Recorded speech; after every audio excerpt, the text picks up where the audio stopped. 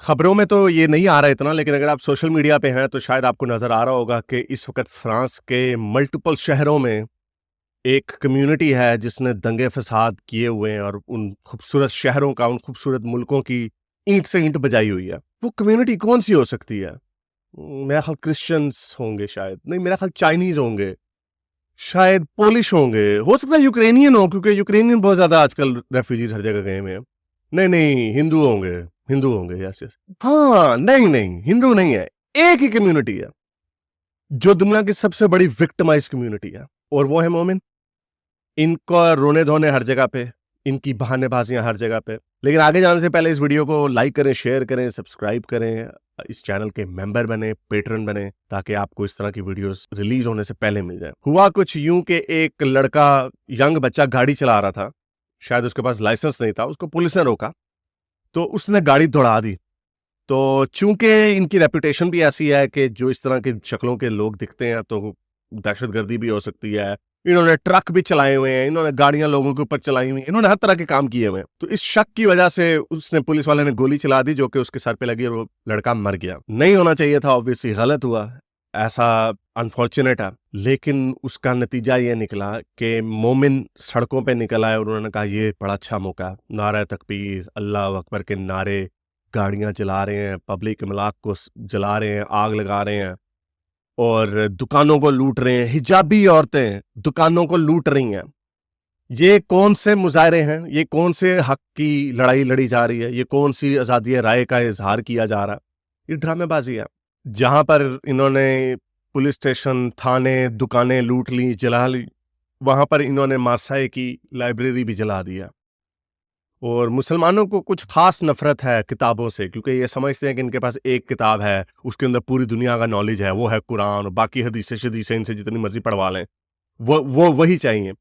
तभी वजह है कि इनसे कोई साइंसदान नहीं निकलता है, ये कोई कोई दुनियावी काम ये नहीं कर पाते। तो बहरहाल इनको किताबों से, लाइब्रेरी से नफरत है। इन्होंने नालंदा यूनिवर्सिटी को तकरीबन 850 साल पहले जला दिया था, सारी किताबें, उसके अंदर मिलियंस ऑफ बुक्स जला दी थी। आपके हजरत उमर, जो बड़े जलीलुल कदर और बड़े गैरतमंद और बड़े ज़बरदस्त किस्म के सहाबी थे, दूसरे खलीफा थे, उन्होंने सिकंदरिया की लाइब्रेरी को भी जला दिया। और अब इन्हीं के इस तरह के जो सुन्नत है अपने बड़े बुजुर्गों की, उससे उस पर अमल करते हुए उन्होंने मार्साई की लाइब्रेरी भी जला दिया।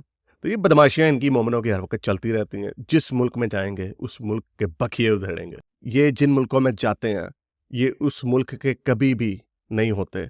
ये गद्दार निकलते हैं और ये गद्दार ही रहते हैं। जब पाकिस्तान में इन्होंने ये काम किया, सरकारी अमलाक को आग लगाई, तो कैसे पाकिस्तान आर्मी ने इन सारों की धज्जियां उड़ा दी।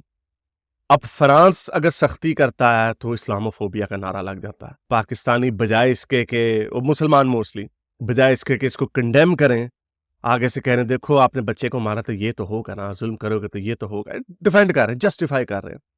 इनको बंदा लगाए छितर और इनसे पूछे कि जब एक मोमिन ने ली रिग्बी की गर्दन उतारी थी इंग्लैंड में, कितने गोरों ने निकल के सड़कें जलाई थी, या कितने गोरों ने निकल के मुसलमानों की गर्दन उतारी थी? किसी ने नहीं। इसी तरह लंदन ब्रिज पे छुरियां मार के एक मोमिन ने कर दिया था। इस तरह के तो बेतहाशा वाकयात हैं, आप उसको गिन भी नहीं सकते, इतने वाकयात हैं। फ्रांस में सैमुअल पैटी, जिसने वो कार्टून दिखाया था अपने स्टूडेंट्स को, उसके बाप ने आके, बच्चे के बाप ने आके उसकी गर्दन उतार दी थी।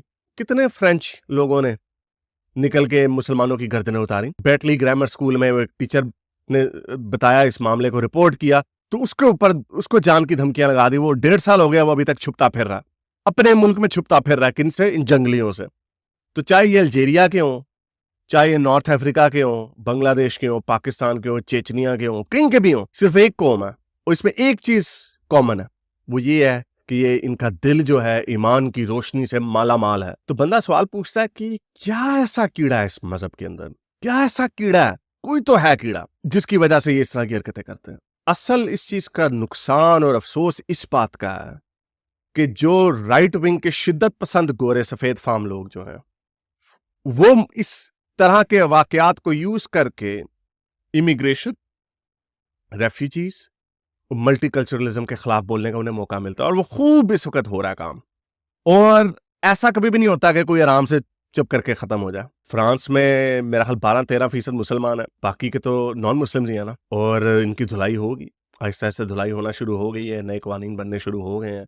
जो दहशतगर्दी करेगा या उसमें पकड़ा जाएगा उसको डिपोर्ट कर देंगे। शमीमा बेगम का केस आपके सामने है, इंग्लैंड में भी यही कानून है, ऑस्ट्रेलिया में भी ये कानून आ गया और बाकी जगहों पे भी ये कानून आएगा। लेकिन इन लोगों की वजह से जो दूसरे मल्टीकल्चरल लोग हैं, जो गोरे नहीं हैं, इंडियंस हैं, वियतनामीज हैं, चाइनीज हैं, इवन हम एक्स मुस्लिम्स हैं, उनके ऊपर भी इनके काले करतूतों की वजह से गुबार आएगा और उनको भी नुकसान उठाना पड़ेगा। ये है इस गंदी सोच की रियल वर्ल्ड कॉन्सिक्वेंस। सिर्फ एक ही कौम है। इंग्लैंड में 1% पॉपुलेशन का हिस्सा इंडियंस हैं। आपको पता है जेलों में 1% होने चाहिए? नहीं, जेल में 0.1% है इंडियंस। मुसलमान 8% है इंग्लैंड में, जेलों में कितने हैं? हालांकि 8% होने चाहिए। आपने 8% पॉपुलेशन का हिस्सा है तो प्रिजन पॉपुलेशन का भी 8% होना चाहिए। नहीं, उसका 23% हिस्सा है। यही कहानी आपको फ्रांस में, बेल्जियम में, स्वीडन में हर जगह मिलेगी, जहां पे मोमिनीन्स जेलें जो है उनकी मोमिनीन से डिस्प्रपोर्शनेटली भरी पड़ी हैं, यानी उनकी पॉपुलेशन के हिसाब से दुगनी तिगनी गुना भरी हुई हैं। और जब हम देखते हैं चाइनीज जेलों में नहीं है, अपनी जो उनकी पॉपुलेशन उससे कम अंडर रिप्रेजेंटेड है। जब हम देखते हैं इंडियंस को, वो इंडियंस तो हमारे जैसे ही है ना, उनकी तो जबान भी हमारे जैसी, तकरीबन खाने हमारे जैसे, उनका कल्चर हमारे जैसा, उनकी शक्लें हमारी जैसी। तो उनके क्या 2 सर लगे हुए हैं? वो क्यों नहीं ये हरकतें करते? वो जेलों में क्यों नहीं जाते? मोमिन क्यों जाते? अभी खबर आई, अभी ग्रूमिंग गैंग के पकड़े उन्होंने रॉश जेल में। 10 बंदों के ऊपर केस चल रहे, 10 के 10 पाकिस्तानी। और पाकिस्तानी भी वो नहीं जो पेंडू जहां से गए हो, जो उधर 2 जनरेशन से पैदा हो चुके हैं वो लोग। तो क्या कीड़ा है? कुछ तो है कि क्राइम में सबसे आगे हैं। उन मुल्कों में जाके इंडियंस गूगल के सीईओ बन जाते हैं, बड़े बड़े काम सिलिकॉन वैली में चले जाते हैं, एक आधे हमारे पाकिस्तानी होते हैं। भाई कम से कम प्रोपोर्शन तो ठीक हो ना। फैमिली की इनकम देखें इंग्लैंड में, सबसे ऊपर कौन है? इंडियंस है। सबसे नीचे कौन है? पाकिस्तानी है। ये क्या है? मैं फिर ये कहूंगा, चलो चाइनीज का, उनका आईक्यू, चाइनीज और जो ओरिएंटल्स हैं, जो फार ईस्ट एशियन है, उनका आईक्यू मेजर किया गया ज्यादा है बाकी दुनिया से, गोरों से भी ज्यादा उनका और यहूदियों का आईक्यू ज्यादा होता है। वो इंडियंस तो हमारी तरह के हैं, क्या फर्क है उनमें? वो क्यों आगे निकल जाते हैं? वो इसलिए आगे निकल जाते हैं क्योंकि उनके पास ये नहीं है, ये नजरिया नहीं है कि पहले हम मुसलमान हैं फिर हम पाकिस्तानी हैं। वो ये पाकिस्तान के सगे नहीं होते, तो इन्होंने स्वीडन या फ्रांस के या इंग्लैंड के कैसे सगे हो जाने हैं, जो इनको वजीफे देते हैं, जो इनको गले फाड़ फाड़ के अजानों लेने की इजाजत देते हैं, सड़कें बंद करके नमाजें पढ़ने की इजाजत देते हैं, जो इनका लाइफस्टाइल सपोर्ट करते हैं। इनके पास घर नहीं होता तो इनको होटल में ठहराते हैं। ये उसके सगे नहीं होते, तो इन्होंने किसका सगा होना है? ये सिर्फ एक बीमारी है। इस बीमारी का एक ही हल है कि ये जो मजहब है ना, ये जो इनके दिमागों में बचपन से इनके कान में वो जो चीखें मार के मौलवी जब इनको अजान देता है ना, ये तब से उस इंसानियत का गला घुटना शुरू हो जाता है। ये एक दकियानूसी नजरिया है, 1400 साल पुराना नजरिया है। आज से 1200 साल पहले उसने खूब तरक्की की और उसके बाद से जवाल का शिकार हो गया, क्योंकि कोई भी नजरिया जो होता है एक वक्त में चलता है। ये दुनिया ग्लोबलिज्म की दुनिया है, ये मल्टीकल्चरलिज्म की दुनिया है। कोई इंडियन गांव से उठ के जाता है, सिलिकॉन वैली का सुपरस्टार बन जाता है, क्योंकि रंग नस्ल की बात नहीं होती, आपकी जहनियत की बात होती है कि आप किस जहनियत को रिप्रेजेंट करते हैं, किस जहनियत को आप मानते हैं। यहां पे इनका एक ही काम है, 5 दफा अपने आप से बातें कर ली, जमीन पे अपना सर मार लिया, पहुंचे ऊंचे टूंग लिए, दाढ़ियां निकाल ली, उसके ऊपर रंग कर लिए, बस ये इनका नजरिया। तो बड़ा अफसोस हुआ ये देख के, और इसका नतीजा जो है सही नहीं निकलेगा। अगर कोई ये समझता है कि ये बड़े आराम से ये इस्लाम के झंडे गाड़ लेंगे, इतने आसानी से नहीं होगा, कुछ नहीं होना। इनको डंडे पड़ने हैं, बहुत डंडे पड़ने हैं, लेकिन साथ में हमारे और लोग भी, बेचारे मल्टीकल्चरल लोग जो है ना, वो भी रगड़े जाएंगे।